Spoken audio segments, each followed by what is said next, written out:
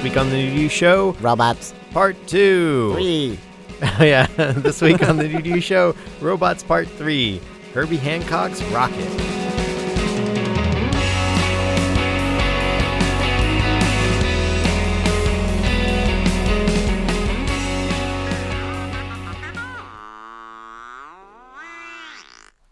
That was BB-8, bringing it back. Bill Hader, thanks, man.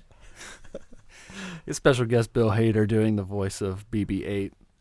Anyway, this week we're continuing our theme of robots. Let's see. 2 weeks ago we did Humans Need Not Apply, a short film YouTube video. And last week we did Robo Rally, a tabletop game. Affirmative. That came to mixed reviews. It's good. You should play it. Yeah. I'd say. You've changed your tune in a week. And this week we're going to talk about what is new to you, John Holt. Well, before we figure out what's new to me, let me introduce myself. My name is John Holt. Oh. I'm one of the hosts of the New to You Show. With How's me it going? this week is... Julian Cage. I'm another host of the New to You Show. And throwing it over to... Keith Vincent, another host of this show. All right. So what's new to me would have to be the new X-Files season. Oh, yeah. Season 10, a 6-episode special series that so far has garnered quite a few accolades in terms of viewers. I don't know about accolades. It's got a lot of people watching it, and that bodes well for possible more seasons. Future stuff. So the first episode, if you haven't seen it, is pretty good. Not too lore heavy, which is nice. You don't have to know too much about what's happened in the past. You know, a lot of loving shots of very attractive older Gillian Anderson and David Duchovny. Who is also attractive. Sure. Yeah. Who is say a that. fox? Yeah. Mulder. Joel Fox McHale is Mulder. in the first Oh, yeah. episode. Oh, wow, really? Yeah. He plays like a Glenn Beck style conspiracy theory nut guy. Is he going to be a reoccurring character? I don't know. Oh, man, I hope so. I like that Well, guy. you'll have to watch and see. So they actually showed 2 episodes. One premiered on a Sunday. The second one premiered the Monday after. As of this recording, a couple have come out. There's going to be 6. So, you know, it'll be a 6-week event. By the time you guys are hearing this, it'll probably have just wrapped. I know you can watch them on Hulu. I don't know if they're going to have them all up. Hulu has the first 9 seasons up. And if you want to watch old X-Files, I definitely recommend Clyde Bruckman. And I don't know. So you could see some early Vince Gilligan stuff like Drive, which is what's the dude in You're Breaking talking about Bad? specific Episodes, yeah.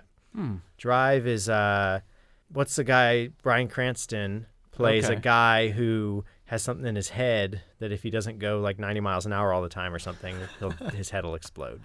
So Just like So Speed. it's like Speed, except with a head. head tumor. And Pusher is about a guy, another Vince Gilligan written episode about a guy who has a brain tumor that allows him to control people, like to make them do what he wants. He's really into brain And tumors. he goes from being a mild-mannered, I don't know what he is, post office guy or teacher maybe, to robbing banks using his newfound power. So he breaks bad because of a brain tumor.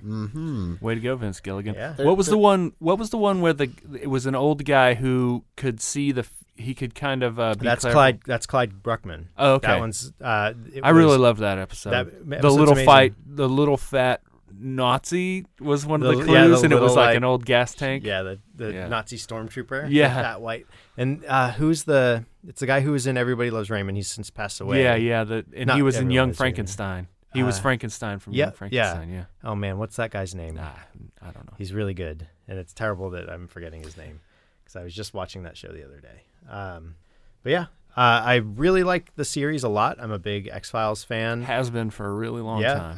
It's great too because they have been releasing the series, the original episodes in HD, and leading up to this, even though they were all shot for SD for the most part, a lot of them were still HD safe and shot on film, so they can put them out in HD without messing with too many of the effects or without messing with camera framing. So it's pretty fun. It's a good series and a progenitor of a lot of the overarching where's it going to go shows that we have out there. And a lot of good people came out of it. Vince Gilligan, the guys who produced and created the Final Destination series, or not Final Destination. Wait, is that right? What's that show? Movies? Yeah, the movies, right? Yeah, Where the it's people Final die. Destination. Yeah.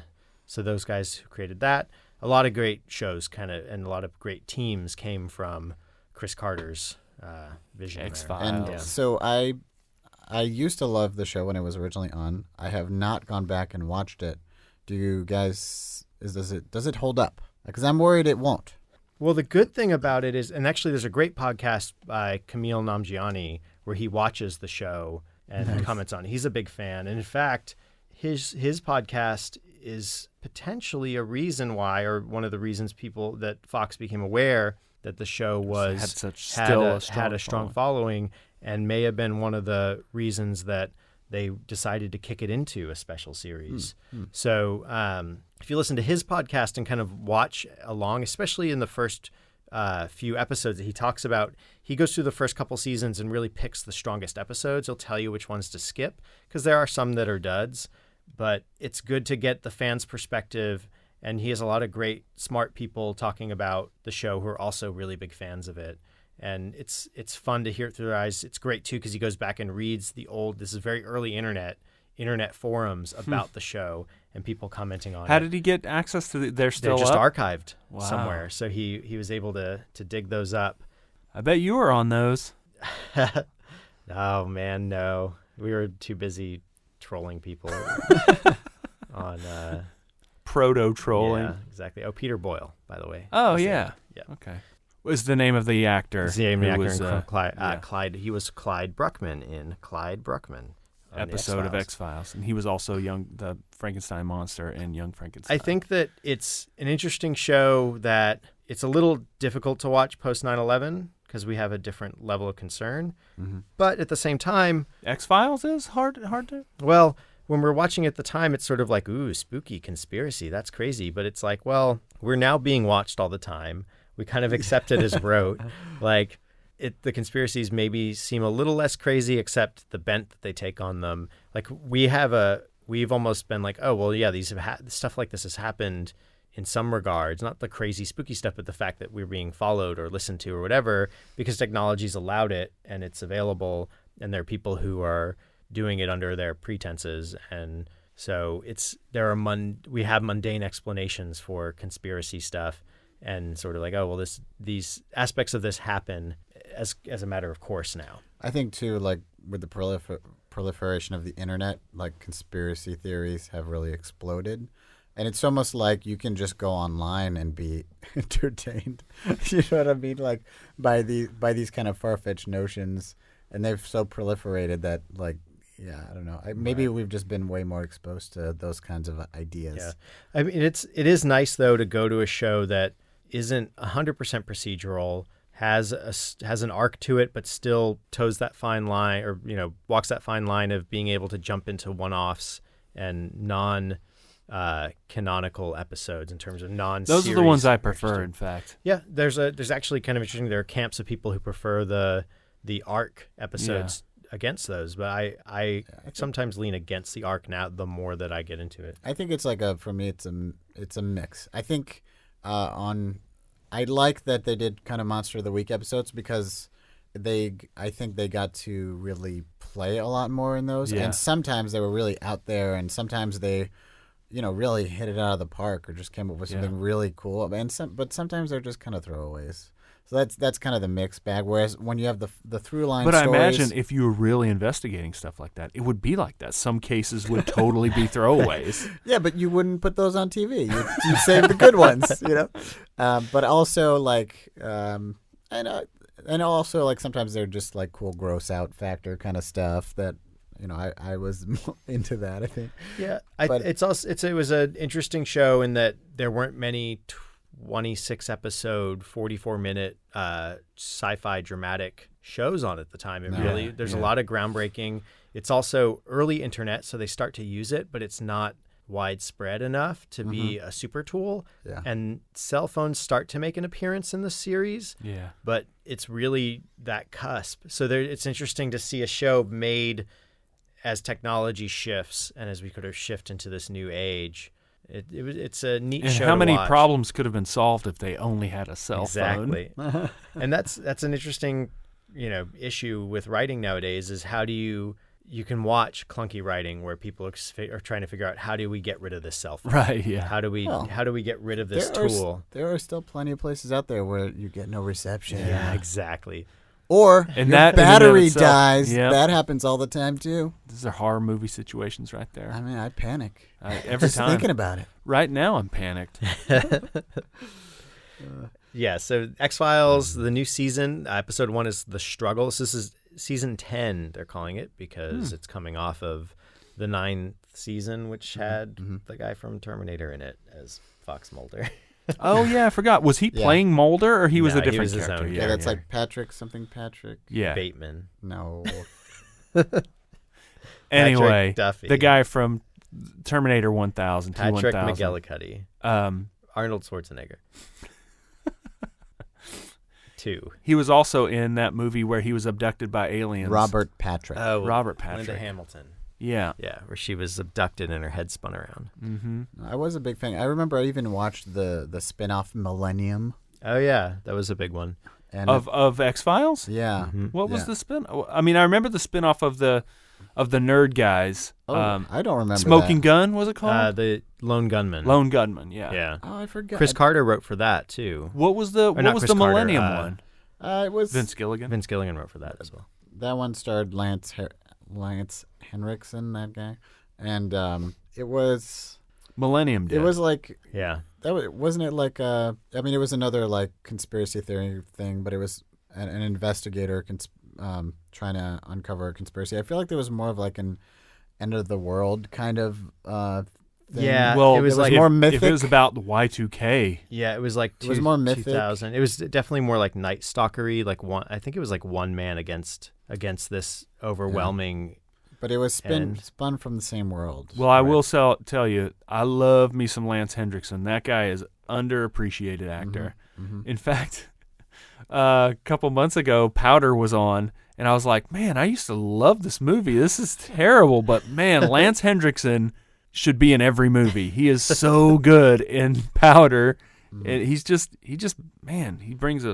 good. Wow, it went on. That show went on a lot longer than I remembered. It had like 3 seasons, 67 episodes, Yeah. and I don't think I stuck it out though. Mm-mm.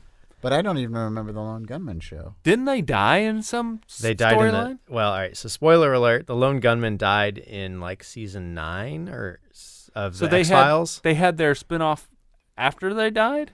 No, they had a spinoff and then they came back to the show and got killed. It's kind of sad. They were fun. They're pretty fun characters. Yeah, in fact, you find those characters being kind of like the well established kind of archetypes of a lot of shows now. Yeah. Is the Lone Gunman guys. And great casting, man. In fact, so if you guys want to listen to, again, the X-Files podcast, they talk about, he interviews one of the Lone Gunman guys. Oh, cool. They've interviewed a lot of guys. Mark Snow, the guy who wrote the theme song to the X-Files. And I guess Frohike, one of the Lone Gunmen was like a camera operator, or like a guy. Wow. Not a camera operator. He actually had a higher position than that on the crew, but he was a crew member. And I think they're kind of one or two of them were Canadian actors as well.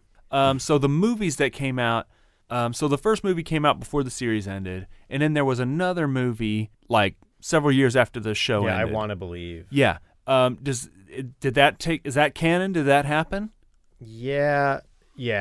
in the storyline? Okay, good. Because But they I don't- actually liked that movie in that it felt like just a long episode. It was kind of like self-contained. Don't like that at all. Yeah, because they don't like that it's self-contained, I think. Yeah. And It kind seemed of- a little small to them, Yeah. maybe.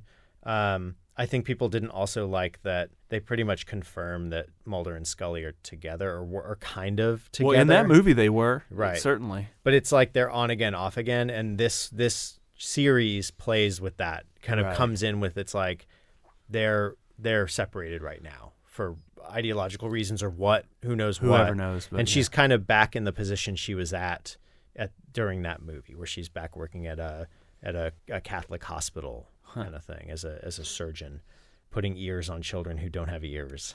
Perfect. And she for some reason is the messiest surgeon in the world, where she gets blood. Like every time she comes out of surgery, she has blood like sprayed up on her neck and everywhere. It's like, what are you doing? What surgeon? Like, how You didn't sloppy know do you like get? that big artery that connects the ear? It's huge. But that's it the thing, sprays too. everywhere. Like, aren't surgeons? I mean, they put on these huge giant gloves, Frocks, and they yeah. have frocks and smocks, and they're trying to keep they have layers and Yeah, layers of yeah, stuff okay. on to keep blood off of themselves. Like, you don't want your skin contacting blood or vice versa. So Yeah. like, what nurse is sitting there with like blood sprayed up on herself? So were there any robot episodes of the X-Files? Ah, good question. There must have been.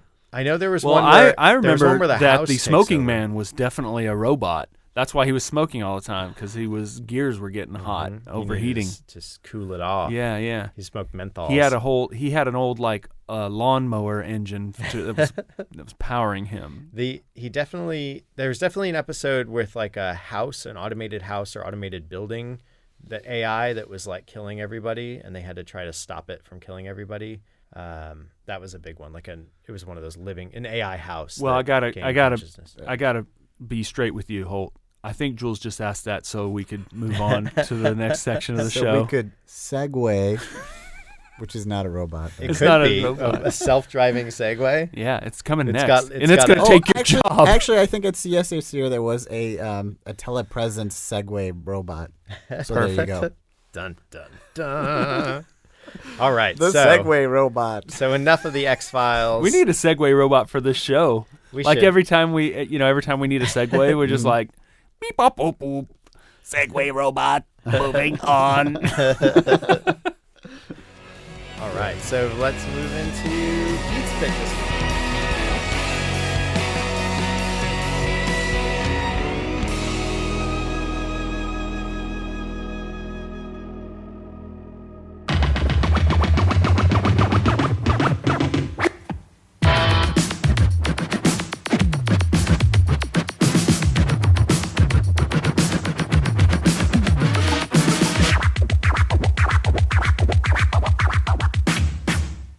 Every week on the show, we try to suggest things that you may or may not have heard of, or perhaps you have heard of them, but we're going to hopefully show it to you in a different perspective that might allow you to appreciate it in a different way.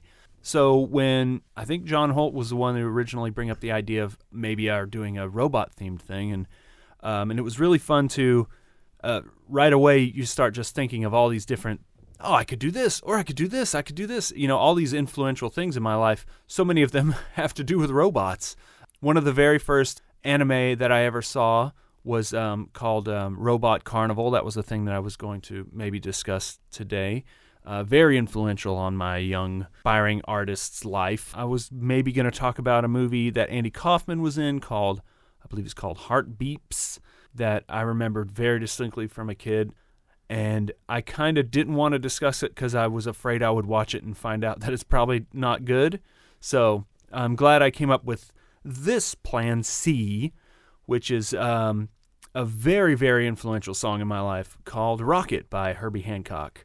How it goes is, when I was a kid, I grew up in Tennessee, very rural area. We didn't have cable at all.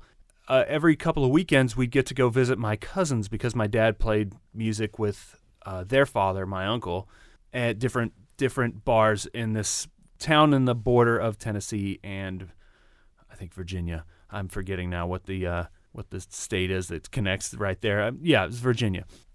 So we would go visit my cousins, which was about 2 hours drive, maybe 2.5 hours drive away, and my dad would play music, and we'd get to stay there all night with my cousins who had all the best toys, and they had cable. Not only cable, they had satellite. So here I was, between the ages of like around 5 to 10, we did this. I just remember one of the very first times I ever watched MTV. I remember very distinctly some of the videos that I saw. One was Magic by the Cars, where Rick Ocasek, I believe, walks on water in the video. I Can't Drive 55 by Sammy Hagar. Oddly enough, one of the other videos was Jump by Van Halen, who knew that those guys were going to get together? Am I right, people? Those were some of the very first music videos I ever saw. Capping them all off, and it captivated me in a wild way, was Rockit by Herbie Hancock. It's not a robot. It's not a... it's loosely interpreted because to me, as a kid, I was like, this is music that a robot would make. And the video itself features so many automated robotic sculptures that to me, when John suggested robots, that's why that was really top on my list. It was just like, this song, Rockit, is like, to me, a robot song. Growing up ever since, it really kind of sparked an interest to me in electronic music and actually hip-hop. So growing up in Tennessee, my dad was playing in a honky-tonk band, surrounded by Hank Williams Jr. songs all my life.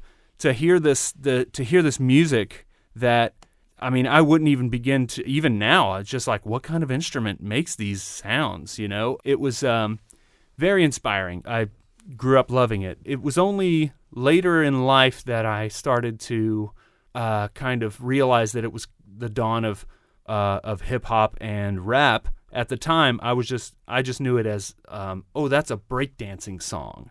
And for years, I mean, that kind of sound was, it didn't have a name for me because I never, no one ever uttered the words rap or hip-hop, and they especially didn't talk about it on MTV at the time. So to me, it was all just like, oh, that's a breakdancing song, you know? All of the songs of that ilk at that time were just, to my young mind, just breakdancing music. Not that I really breakdanced, but everybody wanted to, right? Everybody wanted to do the robot. Yeah, exactly. At the time, I just loved the song. That's that. Later on, growing up, went to community college and was lucky enough to befriend a bunch of jazz students who are now great jazz musicians themselves. And then they started talking about, this Herbie Hancock tune or this Herbie Hancock record. And I was like, it's not this. Is it like the dad of the guy that did Rockit, or what are you talking about? And it turns out, no, the Herbie Hancock from Rockit that I grew up listening to as a breakdance song was already a well-established jazz genius. But Herbie Hancock was born in 1940 in Chicago. He was a music prodigy from an early age. From like age 7, he was just having his way with music. By the age of 11, he was playing with symphonies, and he got into college off of his musical chops, but didn't finish college right away because then he had studied classical for so long. When he heard jazz, he's like, oh no, that's for me. And he stopped his formal education and basically just followed around this guy who was a jazz musician who agreed to teach him. So he just went on the road playing music. By 1962, he was 22 years old, and he records his first record for Blue Note, which is like the jazz music label, still is today. It's called Taken Off. And on that is what is, to me, considered a jazz staple called Watermelon Man. If you've heard much jazz, you've heard Watermelon Man. Even if you don't know it, chances are you've heard this song. The good news is Miles Davis heard this record, was like, hey man, I want this guy in my band. He played with Miles Davis for years. From 63, I think, till 68, he was in the Miles Davis Quintet. Very influential, especially at the time they were the pinnacle band in jazz. But all the while he was playing, while he was teamed up with Miles Davis in his band, he was also recording his own records, doing all kinds of fun stuff. He was always mixing genres and trying new things. Through the late 60s, he was even doing soundtrack music. He was writing jingles for commercials. The guy was just always working, always trying new stuff. But in 64, he recorded a record called Empyrean Isles, which featured another jazz standard that he wrote called Cantaloupe Island that you may have heard from the Us 3 song in the 90s that they sampled and pretty much just re-put out. How's that one go? It goes,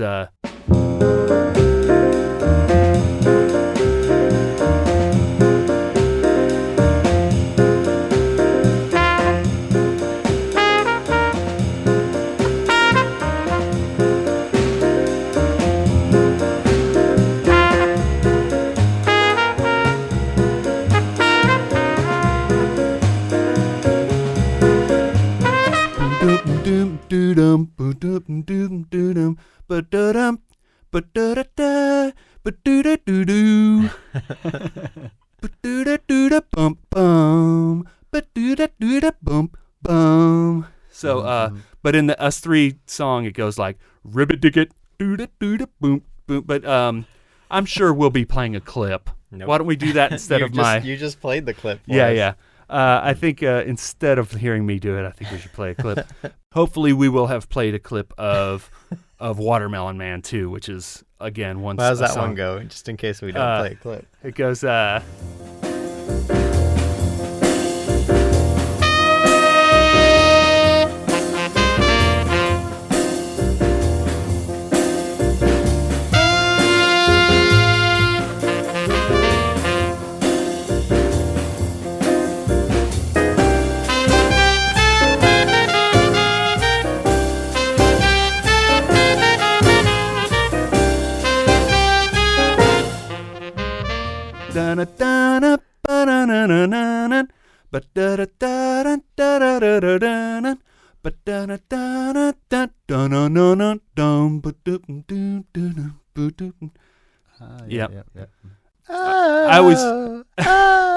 I always remember it because it goes da da da da da. I always go Watermelon Man because that's I imagine where the title of the song came from.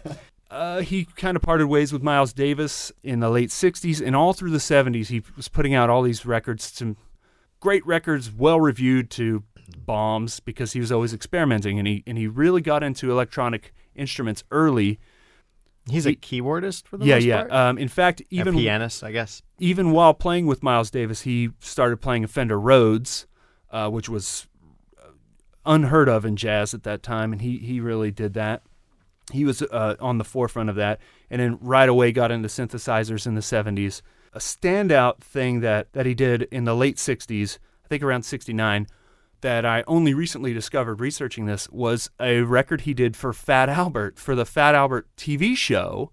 He recorded this record of amazing songs, all for the Fat Albert show.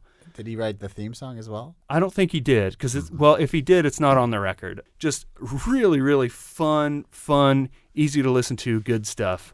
And then, let's see here. Yeah, all through the 70s, he's messing around with electronic stuff, gets into, really explores disco stuff, puts out records that the jazz community is like, what is Herbie doing this time? Finally, in around 1982, he does some cool keyboard backing stuff for the band Simple Minds that really kind of aimed him toward his 1983 release called Future Shock. Which is his 35th album at this point. Wow. So there you go. So let's see. 1983, he's born in 1940. So he's 43 years old, and he's put out 30, how many albums? 30. This is his 35th album. 35 albums. Yeah. Yeah, so, I mean, this guy's prolific. But all leading up to this. No, I mean, I'm sure if we were to have the same discussion... Yeah, out of in 50 episodes. Yeah, exactly. If we were to have the same discussion later, it might be another record, but this is just the one that... Because this is the robot-themed episode. Exactly. It leads up to this. It's called Future Shock, and it the flagship song off of it is Rockit. Well, and it's also the other title track. The title track is Future Shock. Yeah, right? Yeah, but the real... Which is a cover. Yep. Oh, is it really? Yeah. Huh. From I'll look it up while you tell your next fact. Okay. Well, I mean, it's named after the book Future Shock, correct? I'll look it up while Yeah. you look. Well, to me, Rockit is the song that everyone, if they're familiar with the song, they will recognize it instantly. Yes. But another great song off the record that I think could have come right off of a Daft Punk album is called TFS. If you get a chance to listen to that song, it just way, way, way ahead of its time. Another good one right off there is called Auto Drive, which is track 5. Those three songs alone are worth looking into the record. It's just so good. And so Curtis Mayfield. Huh. Wow. It's a remake of his song from 10 years prior. Called Future Shock. Future Shock, yeah. Wow. So he did this album with, who he produced it with Material, which was a pair of people, right? Like that. I don't know. I know there's a DJ in the mix there, Yeah, right? that makes sense.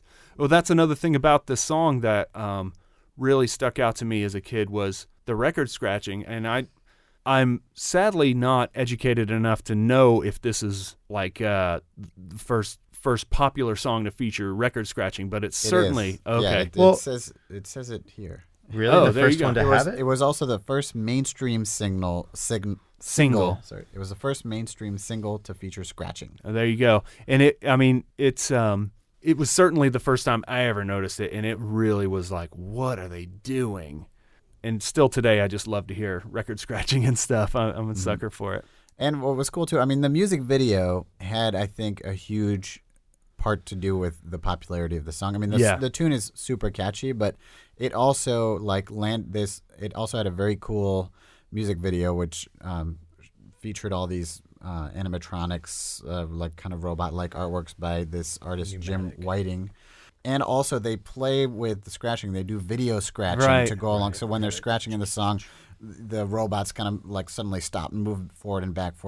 But that's also, it's not just the robots movement, but they also actually have the footage. The video go exactly. Scratch to the time. Right, which is really easy to do now, but I imagine back then with like... Yeah, with VHS tapes or whatever. It's Grand Mixer DXT on the turntables. Oh, perfect. Good. His turntablism. But it was, it was a very fresh video, and it made a huge impression on me as well. And the tune was just crazy catchy.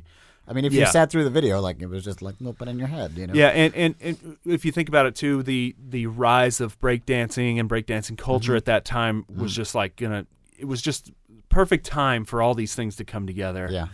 For the music video culture to start, this kind of music, and for hip hop, early breakdance music. I mean, it was just, it all kind of culminated at the same time.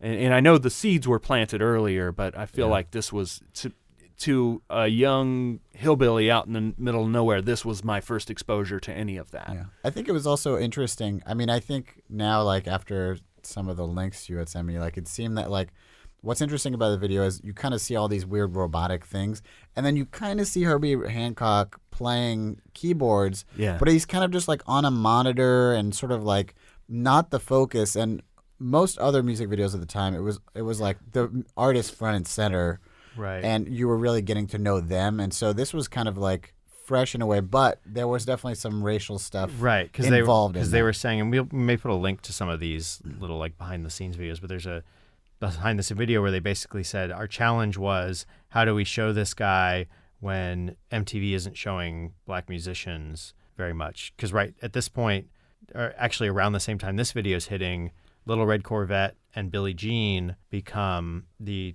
other big videos that feature a black artist. Well, I mean, I'm not an expert on this. Like I said, I didn't even have an MTV, but I don't. But I do know that at the time, Stevie Wonder was all over the place, and I'm pretty sure he was all over MTV. He wasn't. MTV and Lionel Richie as well. Lionel Richie, I discovered from watching videos. I mean, yeah, but it wasn't like researching this thing, looking into it. It was really like those two videos, Little Red Corvette and Billie Jean, were the first. You know, MTV starts in 1981, right? And it's 1983 by the time you're getting any black musicians on the channel, and yet like it picked up from there. But and in fact, David Bowie called them out on it in an interview in, was that 1984, 85? And they basically were like, well, yeah, but we're narrowcasting because it's like not our demographic. Well, they were basically saying that, like, well, yeah, we're into that. We live here in New York. That's cool. But, you know, like, we are making programming for a large audience, as in basically like, well, like, there's a big chunk of the country that's racist. So what are we supposed to do? So we have to program around them. Yeah. You know? Well, be that as it may, I mean, it's, I'm sure, documented well enough. I don't need to repeat it that, you know, MTV wasn't showing black people. But I will say that it is a tradition among electronic musicians to almost never show their faces. I mean, there's a reason why you don't know what Daft Punk looks like. Mm-hmm. It's a conscious decision that a lot of electronic musicians have adopted over the years. Do you think that's from Herbie Hancock? I mean, this is like, but this is like the beginning of electro funk and his foray. This is his first foray into electro funk.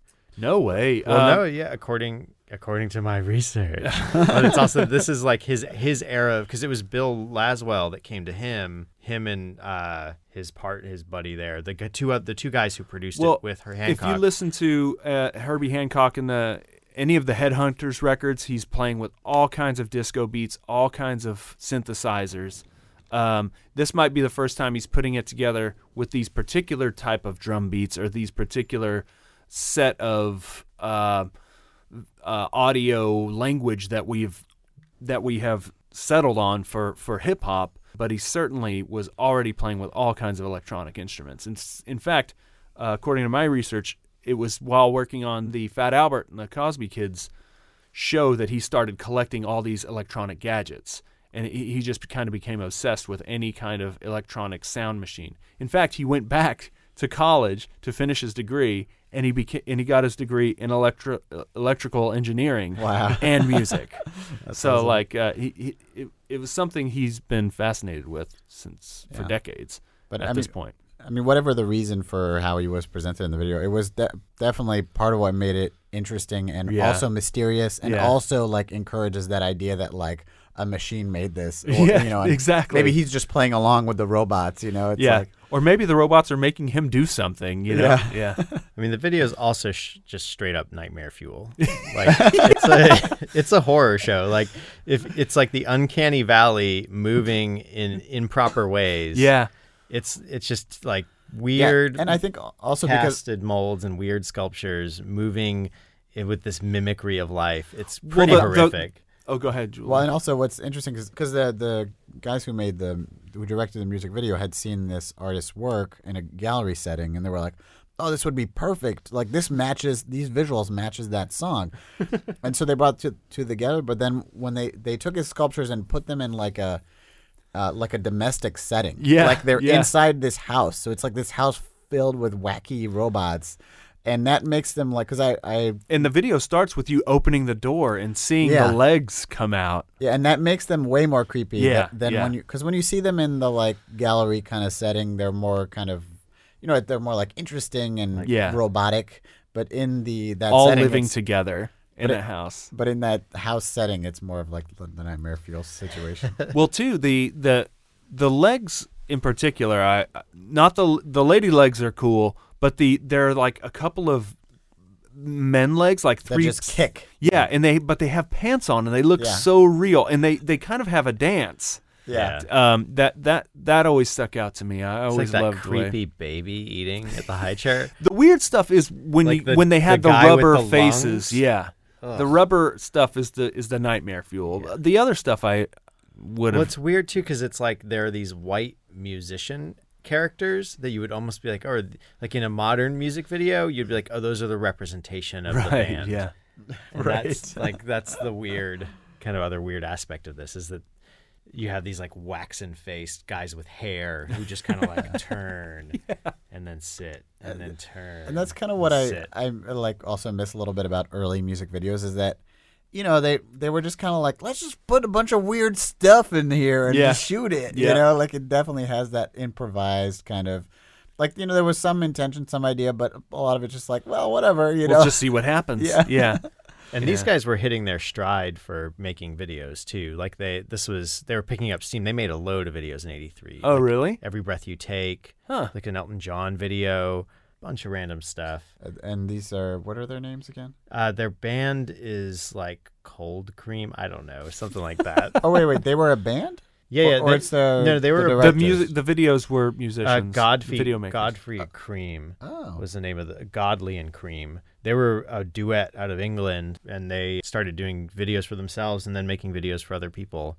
And music videos were kicking off at the time, and they rode that wave. Well, people say that, but I feel like there have been music videos since the 60s. They weren't on MTV because MTV didn't exist, but like I feel like since the Beatles and the Monkees, everyone was making music videos. They were making things because every time there's a documentary about the Rolling Stones or so-and-so, or, whatever it is, there's always music videos that they had made. Well, but I think there wasn't a platform for them. Right. And the platform Except was also created by one of the monkeys. Yeah, like And it- Nesmith. And it was also like I think it was mostly like large Nesbitt. acts, who already had a big following. Like then, like with MTV in the '80s, you had just like sometimes unknown or semi-unknown bands who became famous because of their music videos. So I think that was the big shift, and they also became kind of like a more specific format in a way. I don't know. Like Right. They weren't necessarily just the performer with a camera. And it was also part of the package, I think, of like you put out your single and you also put out a video for your single when you put out your album. So, everybody. Well, it got to that point. Right. Yeah. I feel like music videos are still important today. Now have more of an outlet than ever, like with YouTube and so on. But I feel like somehow they've lost something like the context. I guess they're just. curation. I think they're just taken for granted. I guess. Yeah. Well, I definitely agree with you, and I think that's sad because I always loved it as an art form. It's a small thing. It's a neat approach to filmmaking. It's a neat approach to music. Just this is my visual partner with this song. Well, I think too we got really lucky in that in the like mid to late '90s is when like. Basically, a lot of big filmmakers today got their start doing music videos, and that's where they really got to be creative and show off and come up with amazing concepts and all this stuff. And I feel like that doesn't happen as often today. Like they just tend to be pretty milquetoast, and there's a lot of just straight up boring music videos. Yeah, they're just there. Like I think, there were a lot of boring videos at that time. That's true. Totally. That's true. There were just a lot more. I guess I feel there's fewer standouts. I don't know if there were a lot more even. I just think that we had them directed at our eyeballs then because that was where we were looking. But I was thinking about this recently, but then I was thinking like, oh, it's kind of a lost art form. But then I remember, dude, OK Go still nails it on every single video. I feel like they're the first like YouTube band. The same way that there were like MTV bands. Yeah. But I feel like that they've gone. So an MTV band would have like 3 good videos. Yeah. And or be Weird Al. They hit it out of the park every time. Every single time. And they do it. They one up themselves every time, which is so hard to do. Yeah. Well, I think the challenge with music videos is the budgets are pretty tough to come by. So it's music industry doesn't have the money or the muscle to put behind it. So but they do. They just don't. But right. Go ahead. But OK Go has become a place for. It's this weird thing where it used to be like, or now, all right. So for the most part, if you're a director and your buddy has a band, you might like hard Scrabble or for cheap / free put them together even a video. Kickstarter it. Right. Put together Best a video case for them so that you can cut your teeth and they get something too. So it's a symbiotic relationship. And with the OK Go guys, they are now drawing people who want to really, really show off, like really go all the way, because OK Go has go all the way videos. So if you want to go all the way, you have to pitch them this concept and really go all the way. I feel like they do it. They direct a lot of their stuff is like they have a kind of like a laboratory of ideas that they come up with. I mean, it might not be the case with every single one of their videos, but a lot of their big viral hits are their like that's something they want to do and they just do it. But we're getting off topic. I just go back to my childhood and hearing this song Rockit and just having to wait several years for anything even close to that to kind of come back again. Because I feel like after Rockit came out, there was no more hip hop again until like the Fat Boys came out, or maybe the occasional Run DMC record.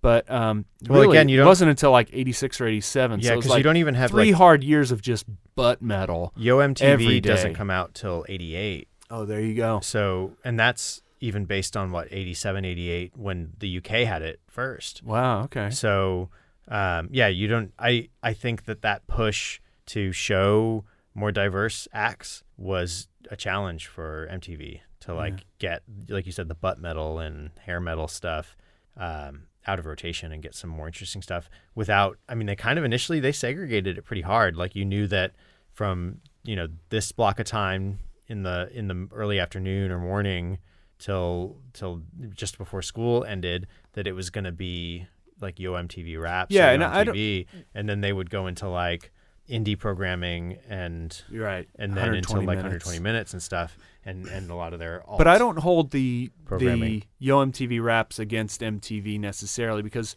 at the time it's really easy to look back now and forget that rap was a brand new art form, Yeah. and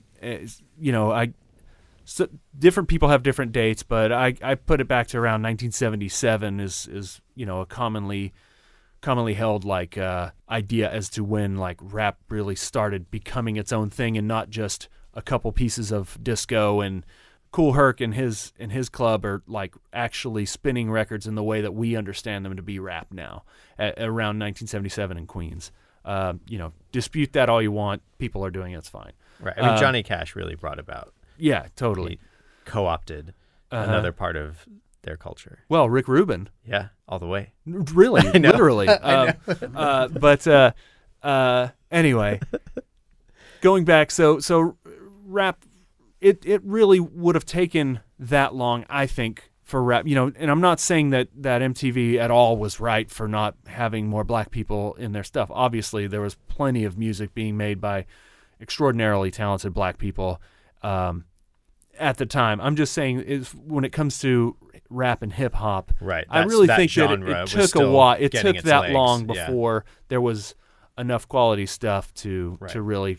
But and before it was showcase. mainstream enough Yeah, as well. But they Showcase. definitely were not. MTV was not a disco and funk station. Yeah, they either. were And a rock. They were a rock network, and so rap, like you said, is growing out of the disco and funk kind of level, and Soul Train stuff, and that's MTV is not that. Soul Train is a sort of a progenitor dance show version of MTV where people are showcasing music, and that one outlasted. Well, that was more like American Bandstand, Right. But anyway, what did you guys do? You guys ever remember seeing this, or what are your thoughts on any of that? Oh yeah, I totally remember seeing it as a kid, and it also made a big impression on me. And I loved it. Like, it was just a great song and a great video. Yeah, this one, and what's the one?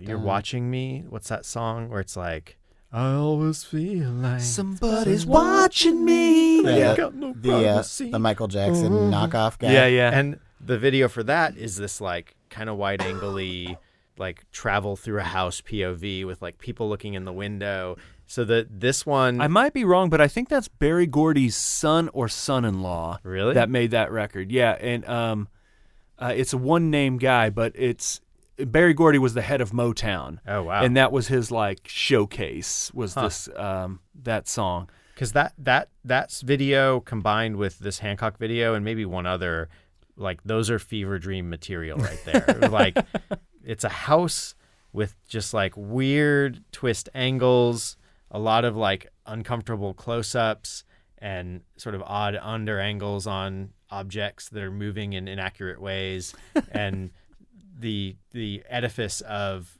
structure and architecture, like window panes and sinks that are offset from Just where they off should enough. be, just a little bit off, Yeah.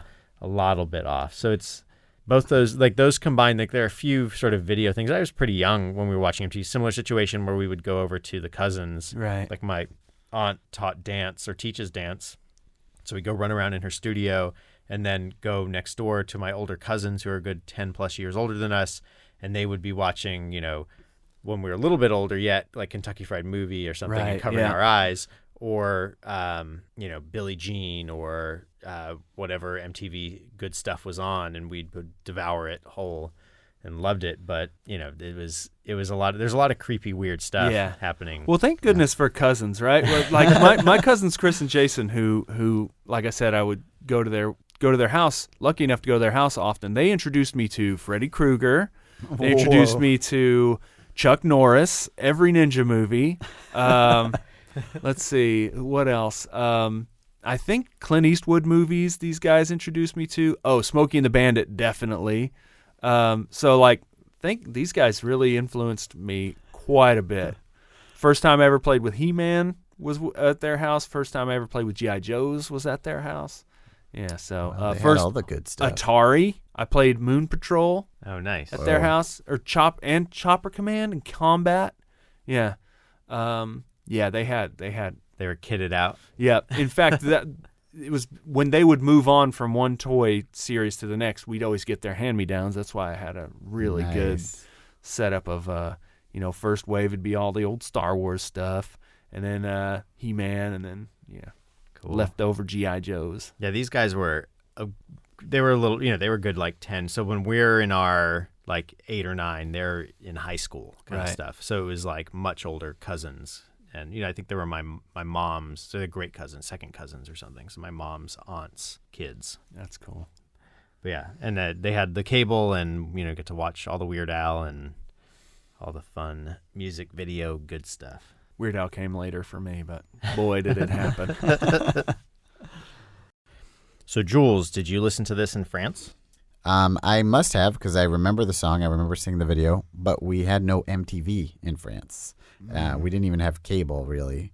But they did have like top 20 kind of shows, and that's where they would play music videos. And I think it was as big a hit there. And yeah, it's a catchy tune around the world. Yeah, it sure is. It's kind of interesting because infectious, in fact. Actually, most of the music television I've watched has been when I'm on vacation in Europe or somewhere else. Like, I went to New Zealand. This was, years and years ago, but went to New Zealand, and, it's like you're jet lagged or trying to acclimatize, or you're waiting around in a hotel room, and you flip on the TV, and they have a lot of like top 100 countdown and sort of pop culture music videos, like the first time I heard Lord, that kind of stuff, or the first time I saw some of those Sia music videos, because I don't troll some of those what Sia, SIA. She's a musician. She we'll show you some of those videos perfect. after this. Great. She's just like a pop musician, very good. She writes a lot of good music. And the videos are neat. They're interesting.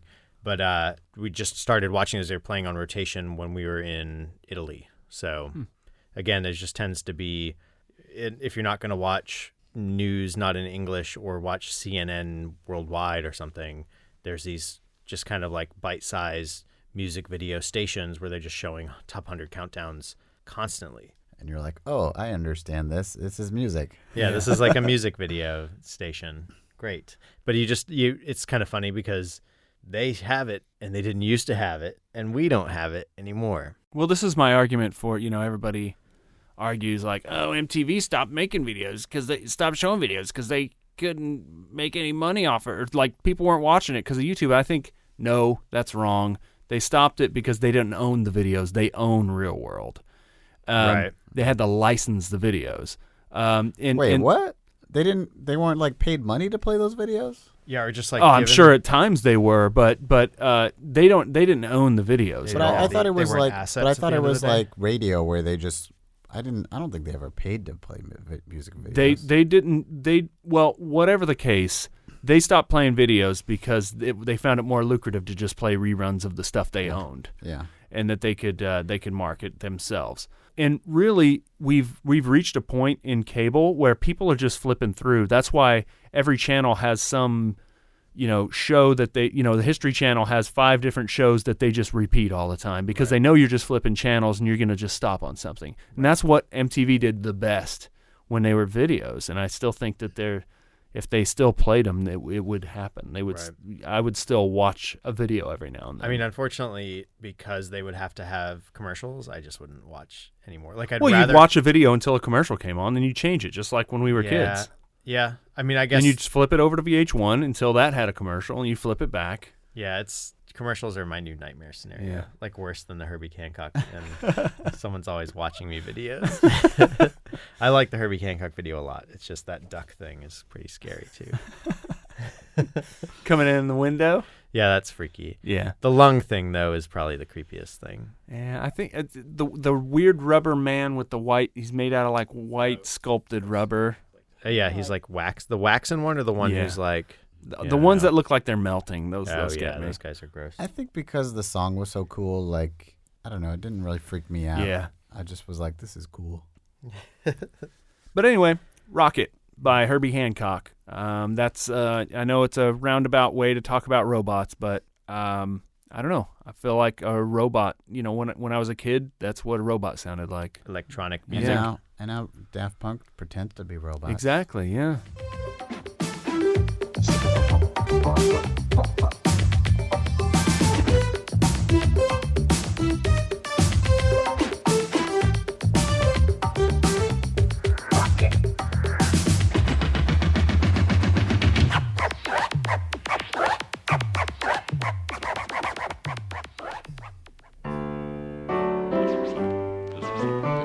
such a question, there are many possible answers, such as hard work. I would recommend, if you want a robot music video, Adam Murder, who's on the show before, put out a music video It has called a robot My in it? My Own Boss, Huh. where he has a robot in it. I'm gonna Podcast tie-in, and let's- he's been doing let's put a link up his for that. solo record Fitness came out last spring, and he has a couple of videos from that. The robot one is fun, and his other video is really good.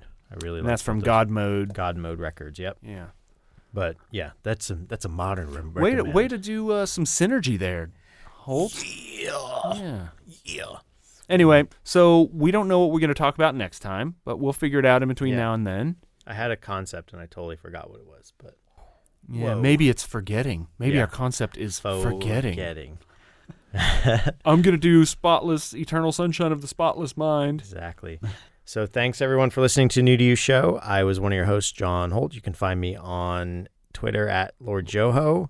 With me this week was Keith Allen Vincent. You can see my stuff on earthlingkeith.com. or at Dr. Manlock. And I, Yes. I don't gonna- even know what that and I'm is. Julian Cage. I'm registering. I'm And I'm your third host, Julian Cage. You can find me on Twitter at BeautifulJules. That's Jules.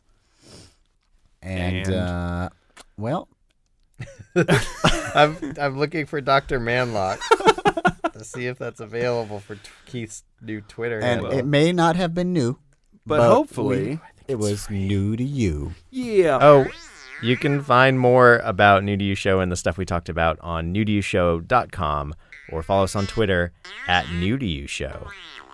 Hey Siri, was it new to you? I don't get it. Me neither. About the music. With him together forever, without the limitation of time and space, ever again. So the second coming of the Lord is not dead. They're two separate